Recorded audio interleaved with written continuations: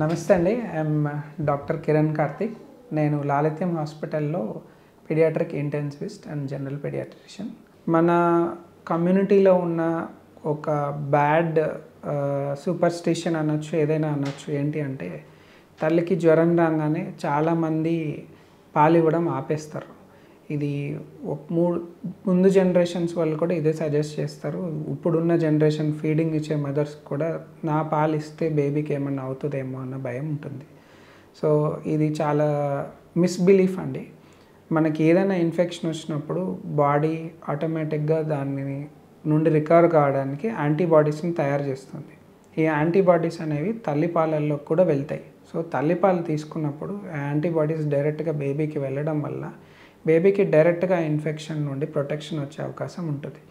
దాంతోపాటు ఈ ప్రాబ్లం వచ్చినప్పుడు మదర్కి ఫీడింగ్ ఆపడం వల్ల ఆల్రెడీ మిల్క్ ఏదైతే ప్రొడ్యూస్ అవుతుందో బేబీ లేకపోవడం వల్ల మిల్క్ ప్రొడక్షన్ తగ్గిపోతుంది.